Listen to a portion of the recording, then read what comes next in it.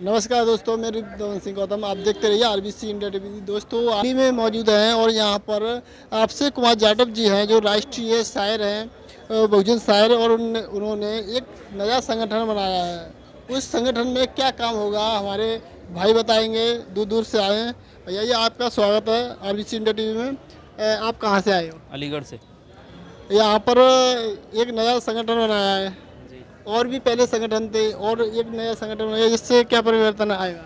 हमारा संगठन जो है अम्बेडकरवादी नेताओं को एक करने का काम करेगा और जो हमारे बिखरे हुए नेता हैं उनको एक करने का काम करेगा। समाज में जो आज तक हमारी सत्ता नहीं बन पा रही है वो सत्ता को लाने का वापस प्रयास करेगा।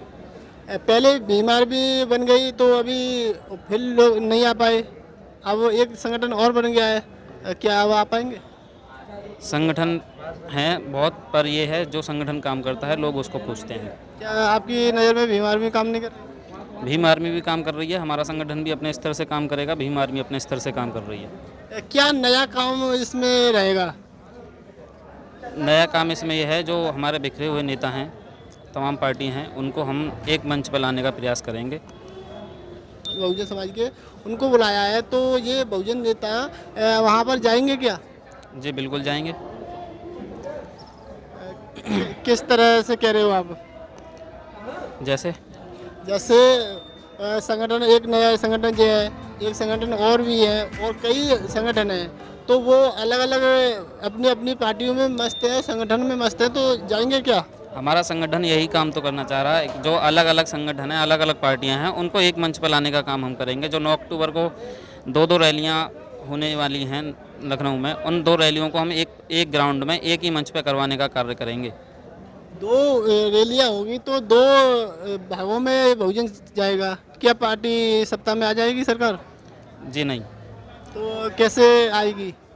ये जो हम संगठन बनाया है उसके थ्रू हम लोगों को अपनी बात पहुंचाएंगे और सभी जो पार्टी हैं उन तक अपनी बात पहुंचाएंगे और हम सभी पार्टियों को अपना एक करने का काम करेंगे और हम फिर से अपनी नई उम्मीद को करेंगे।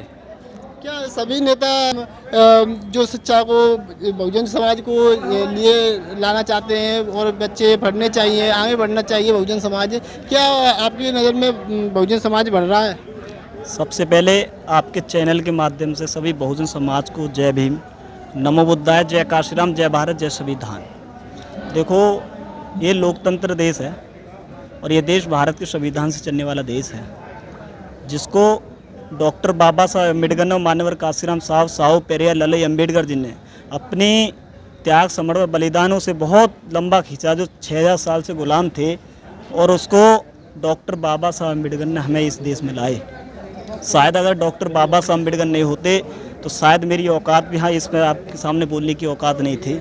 तो सबसे पहले धन्यवाद करता हूँ मैं डॉक्टर बाबा साहब अम्बेडकर, मान्यवर काशीराम साहब पेरियार ललई अम्बेडकर और माता रामाबाई, माता सावित्रीबाई फुले, माता फातिमा शेख जी के लिए।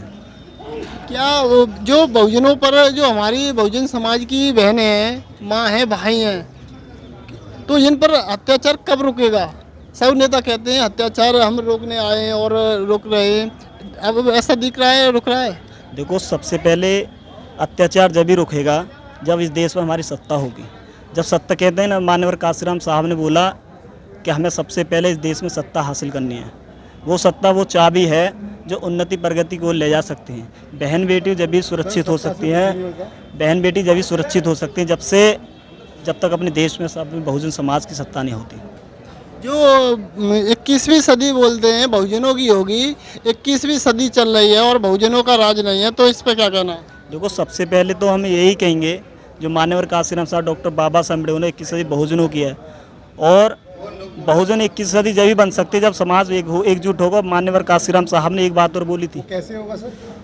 मान्यवर काशीराम साहब ने एक बात और बोली थी कि हमें इस देश पर शासन करना हम जब ही कर सकते हैं जब बहुजन नेता एक होंगे, और जब ही हो सकता है, नहीं उससे पहले 21वीं सदी नहीं बन। कैसे बहुजन समाज को जगाना पड़ेगा। सो रहा है आपकी नज़र में? क्या बिल्कुल सो रहा है।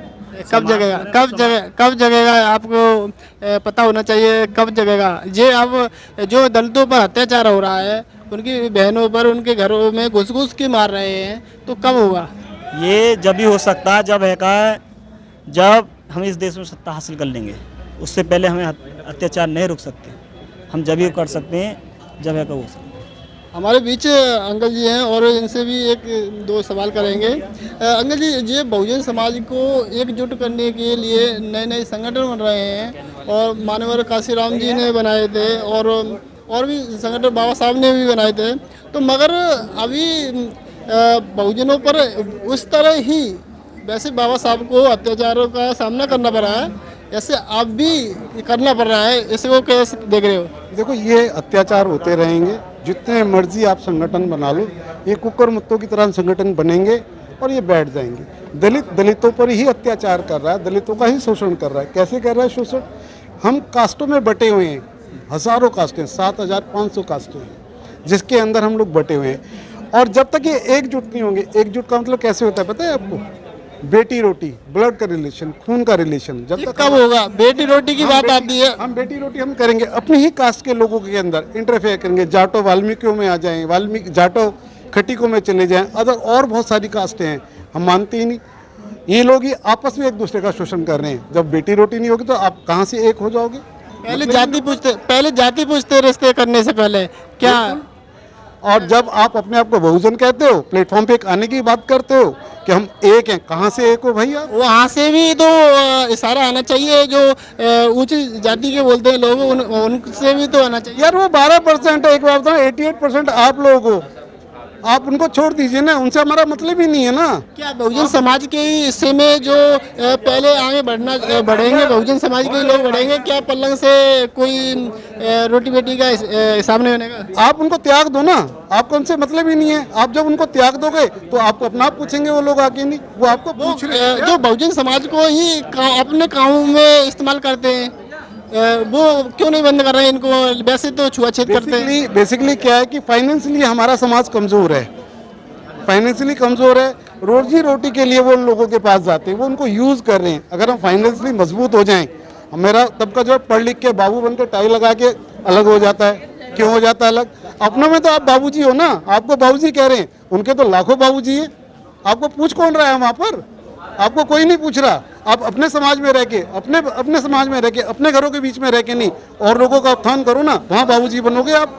वहाँ तो लाखों बाबूजी हैं। ऐसा भी है, बाबा साहब की जो संविधान को ही पढ़ के, शिक्षा को ग्रहण करके, वो बाबा साहब को, मानवर काशीराम जी को भी भूल जाते हैं। बिल्कुल भूल जाते हैं। जब उन लोग हाई क्लास चले जाते हैं, पैसा आ जाता है, फाइनेंशियली मजबूत हो जाते हैं, तो अपने आप को भूल ही जाते हैं कि मैं गौतम हूँ या भारती हूँ या मैं वाल्मीकि हूँ या जाटव हूँ। वो भूल जाते हैं, वो अपने आप को अलग समाज बना लेते हैं। आज मेरे देश के अंदर एक ऐसा समाज संगठित बन गया है जो दलित होने के बावजूद भी अपने आप को दलित नहीं मानता। क्यों? वो हायर लोग पहुंच चुके हैं। आप अगर उनके पास अपना काम कराने जाएंगे, आपको पूछेंगे नहीं वो लोग। इसलिए एक समाज जब तक नहीं होगा, कैसे होगा? बेटी रोटी से होगा।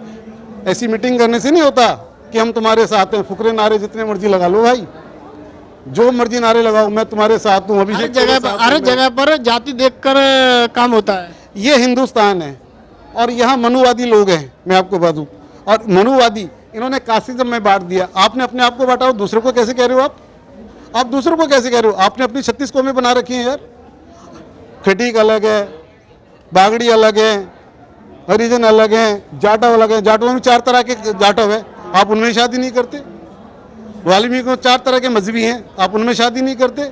आप कहते चमार दूसरों को कहते हैं यार ये तो बंगी हैं, इन लोगों को रहने तो हम शादी नहीं करेंगे। किस चीज़ के भैया तुम एक हो? किस चीज़ के एक हो ये बता दो। जिस दिन तुम एक होना चाहोगे, जिस दिन अपने आप को एक करना चाहोगे, बेटी रोटी करो, एक समाज में बैठो, तो पता लगे ना कि क्या है। ऐसे तो अत्याचार होते रहेंगे, खूब अत्याचार होंगे भाई। पढ़ लिख जाओगे तब भी कोई फ़ायदा नहीं आप लोगों का। मैं आपको बता दूं कि पढ़ लिखने के बाद कुछ होगा। ओके भैया, थैंक यू। नमस्कार दोस्तों, ये हमारे बीच कुछ युवा थे और कुछ बहुजन समाज के लोग थे। नमस्कार, मैं रिपुदमन सिंह गौतम, आप देखते रहिए RBC इंडिया।